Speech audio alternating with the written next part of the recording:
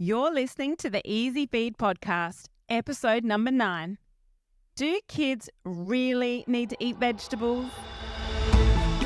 Hi there, I'm Karina Savage, and with over 20 years experience feeding children, including my own, I've learnt all the secrets that busy mums need to get their children eating better and actually enjoying healthy foods.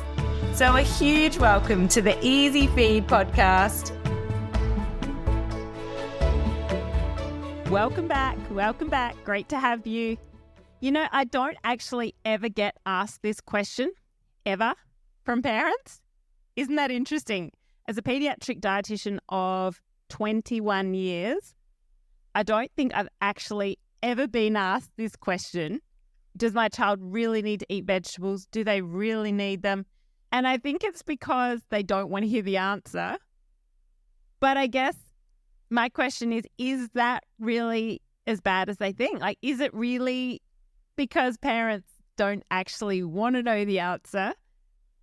But then what actually is the answer? And that's what I'm going to be talking about today. So is it as bad as we think? Like, can they live without vegetables? And that's what we're going to be talking about today. So, you know, I think the biggest frustration that parents face when feeding kids is their lack of vegetables. They worry that they're not getting enough coloured vegetables for their health. And it's quite probably the biggest frustration that parents face is their children's lack of vegetable intake. And we are taught that our children need vegetables to be healthy, and rightly so. Vegetables are super nutritious and super healthy. But at the same time, children don't necessarily want to eat a lot of vegetables, and certainly that's been my experience and is still my experience feeding children.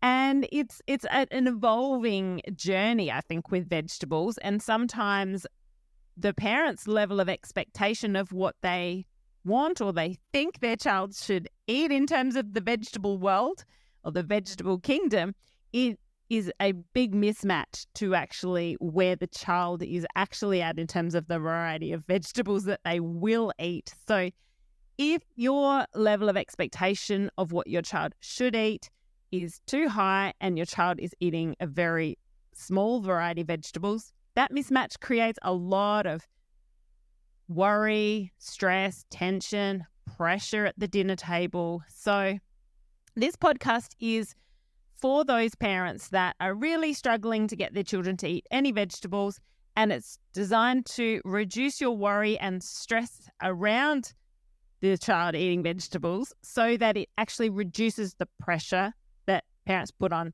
their kids at dinner time, because that's going to be a complete game changer, and it will actually turn everything around and create happy meal times and have a massive ripple effect in a positive way.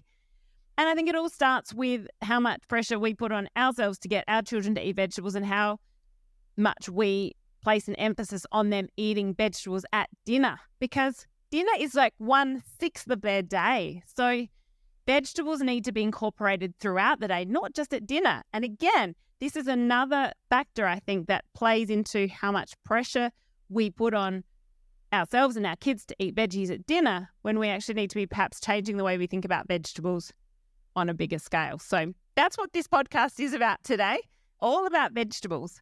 And you know, like, it was only last night that I was emptying my own son's lunchbox and the veggie compartment was completely untouched. I yelled out from the kitchen because by then I think I was emptying the lunchbox. It was about 8 o'clock at night, and I said, "Buddy, do you think you could eat veggies?" And I don't even know if you heard me, but what I heard was silence. So, you know, he could have heard me and chosen not to respond, or maybe he just didn't hear me. But it's really hit and miss with how many vegetables come back in the lunchbox each day. I try, I put them in. Well, often they'll get touched, not always completely gone.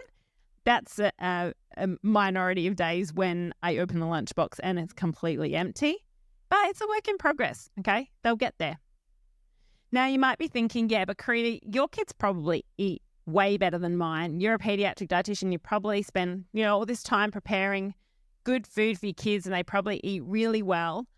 And look, some days they may, but I'm pretty sure some days they don't. And there would be some days where they eat potentially worse than your kids. So I guess the $1 million question here is, do kids need vegetables? Are they actually going to be okay if they don't eat vegetables? Are they going to survive? Are they going to miss out on anything? Are they going to be, nutrient deplete or lacking in fiber if they don't eat any vegetables? Because some families that I work with, not one single vegetable will touch the child's lips. And so in that situation, can they get by? How much pressure do we need to place on vegetables? I guess my answer to that is it depends. And I'll go deeper with that in a minute. But I want to start with looking at what vegetables actually contain in terms of nutrients. And that way we can work out what our kids may be potentially missing out on. So vegetables contain these nutrients. Number 1, vitamins such as vitamin A, vitamin C, vitamin K, and folate. So A tends to be more in the reds and oranges. Folate tends to be more in the leafy greens. So we've got vitamins. Number 2, we've got minerals such as iron, magnesium, calcium, phosphorus. Again, higher and lower amounts of minerals depending on the vegetables, but they do contain some minerals. Number 3, carbohydrate. Now, this really relates to the starchy vegetables, so things like potato, sweet potato, and corn. They're really the only ones that I truly count from a carbohydrate perspective. Number 4, we have fiber. Fiber is rich in vegetables and very good for gut health. Number 5, we have these other nutrients called phytochemicals. Now, you may or may not have heard about phytochemicals before, but basically what they are is that they are a part of a plant's immune system, and they help protect the plant from viruses, bacteria, fungi, parasites. And phytochemicals can offer humans some of that same protection. So that natural immune response, that natural immune protection, those phytochemicals can do the same thing in humans. It's amazing. It's nature's amazing, it's phenomenal how plants and nature and humans, we're all interconnected, and it's phenomenal how we eat these plant foods and they protect us the way they protect themselves. I find it mind-blowing. So these phytochemicals have been identified. There's over 5,000 individual dietary phytochemicals in fruits, vegetables, whole grains, legumes, and nuts. And a large percentage of them still remain unknown.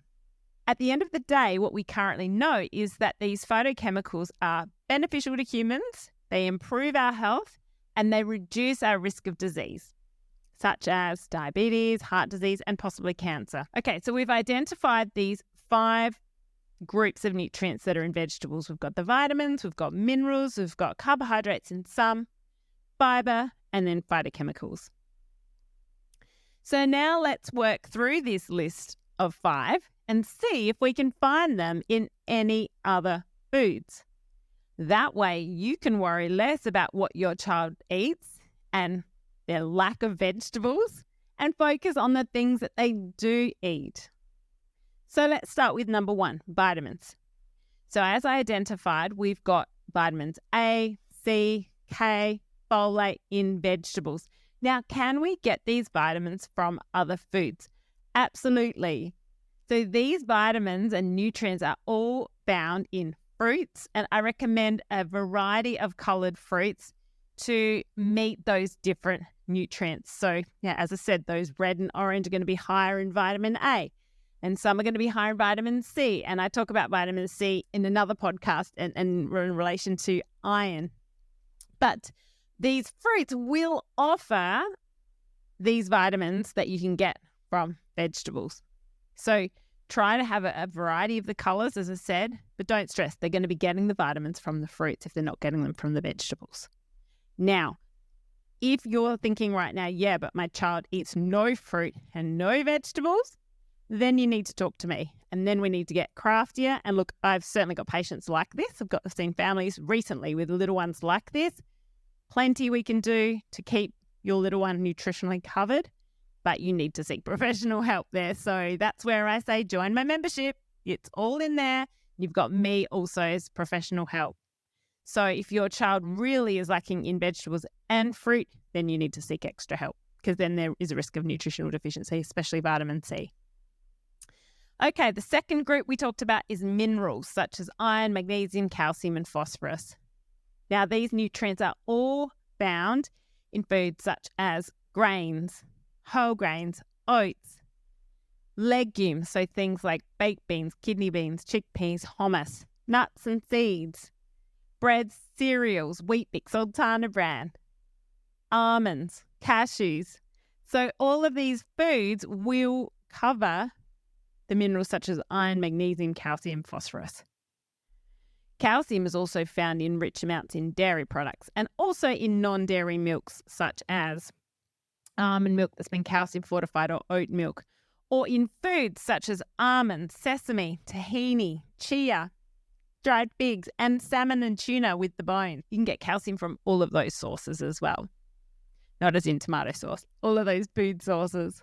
Okay, the third group that you do find in some vegetables, and again, this is probably not as much of an issue because really it's only the starchy veggies that contain carbohydrates. But look, our kids get plenty of carbohydrate. They eat carbohydrate all day long usually, so there's generally no shortage of carbohydrates for kids because they love them, and it's found in plentiful supply in breads, cereals, fruits, not to mention all the crackers and the chips and the sweet foods and biscuits that they like to eat. So there's no shortage there. Not worried about carbs. Number 4, fiber. Now, veggies do provide good amounts of fiber, both insoluble and soluble fiber. And insoluble fiber tends to be the more bran type foods, and insoluble fiber acts to provide bulk in the stool and help your poo be, I guess, more bulky and solid and not watery. And soluble fiber helps to keep poo soft, keep your bowels soft. So a soluble fiber acts to hold water and retain water in the poo to keep it soft. So you've got insoluble fiber that helps provide some sort of bulk, and then the soluble fiber which helps keep it soft. So you want a soft sausage, right? So the insoluble fiber helps make the consistency of the sausage, and the soluble fiber helps keep it a soft sausage.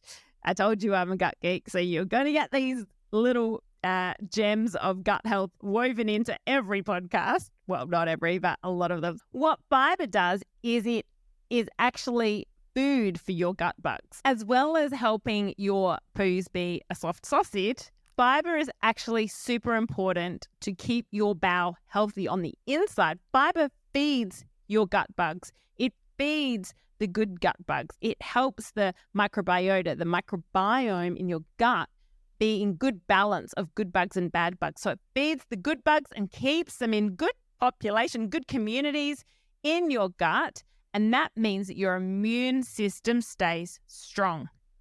If you're not feeding your gut breakfast, lunch, and dinner with fiber, the gut bugs need food. So they turn on your own gut lining to get the food. And you don't want that. You don't want your own gut bugs turning on your own gut lining to eat because you're not providing it with fiber, because what that does is it creates a leaky gut, and then that creates immune issues and gut problems. So you want to be feeding your gut fiber so that it's got breakfast, lunch, and dinner. Those good bugs have breakfast, lunch, and dinner and supper, so that they're not eating your own gut lining and making it leaky. And that's why we want fiber. But the question is, if we're not eating the vegetables, or our children aren't eating the vegetables and getting the fiber from the vegetables, can they get fiber from other food sources?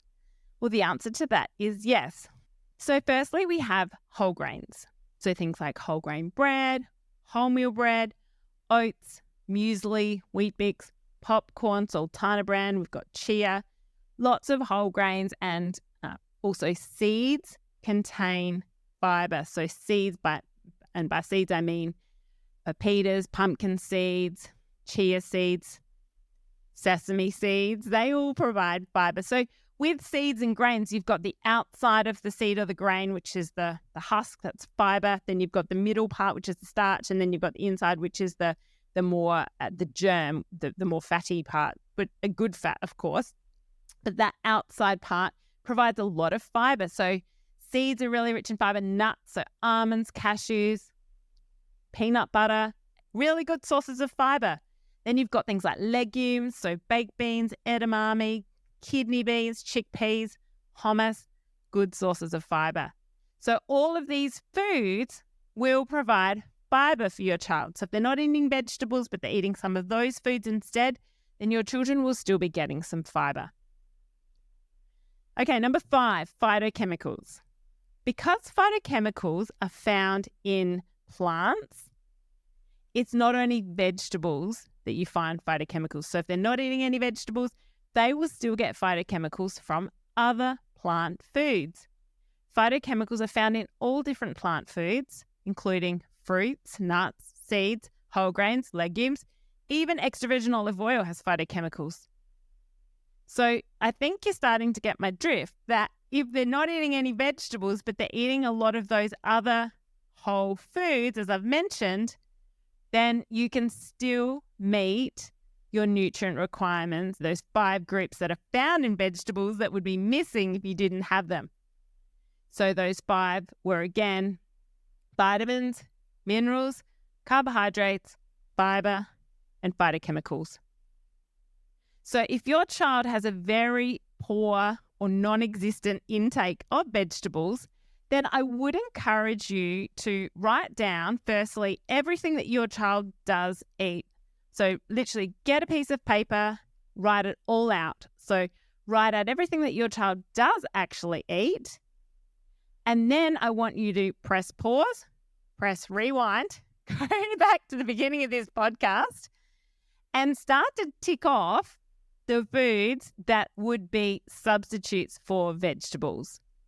And as I go through the different groups, so the vitamins, the minerals, the carbohydrate, the fiber, the phytochemicals, you can start to look at all the different ways that your children are getting those nutrients, even if they're not getting them from vegetables. Chances are that they are covered for most, if not all, of the nutrients.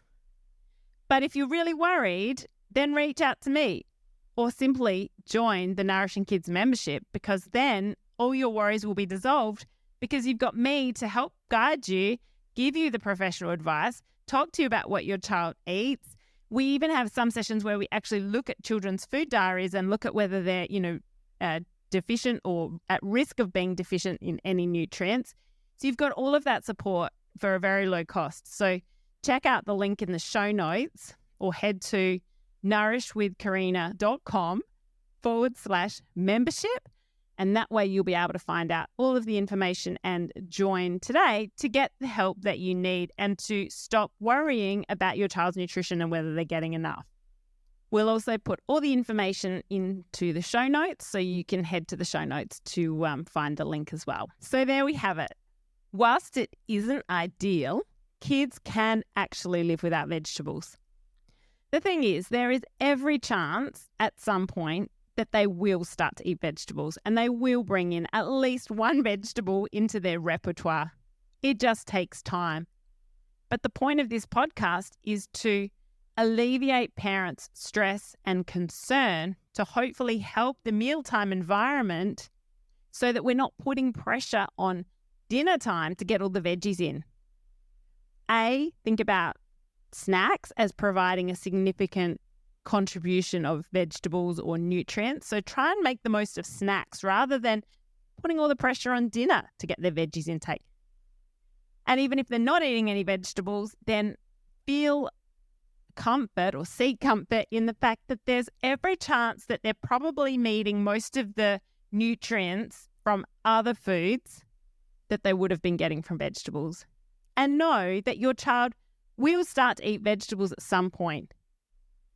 Now, most parents are able to sneak vegetables in, whether it's in like a black bean brownie or whether it's into like a bolognese sauce. Or I even had one dad recently tell me, super chef, he was crumbing chicken schnitzels and he was dipping the chicken or the nuggets in. He would do flour, and then instead of doing egg breadcrumbs, he pureed up two zucchinis, and would do flour pureed zucchini breadcrumbs to get zucchini into his daughter. So the lengths that some parents go to is phenomenal, and there's a lot of hacks. And look, I've got those hacks as well in my membership. I've got sneaking veggies into kids and ways to make veggies fun. So I've got all of these tips on how to get your child to like veggies. And of course, the dinner time environment is absolutely key, which is what my 3-week Feeding Kids Reset focuses on, is setting up an effective feeding environment and plan to actually encourage your child to start to eat these vegetables and other healthy foods over the months and the years. I always say it's a journey. We need to lower our expectations and celebrate the small wins. So wrapping things up. Now, as I said, if you're really concerned about your child's intake, please connect with me. Send me a message on Instagram, Nourish with Karina. Email me. There's plenty of ways that we can connect, or just join the membership. I'm here to help. I'm here to help reduce your stress and worry and improve your child's nutrition and their vegetable intake. So thank you so much for being here.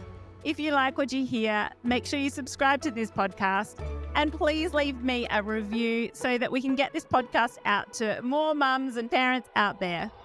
Bye for now.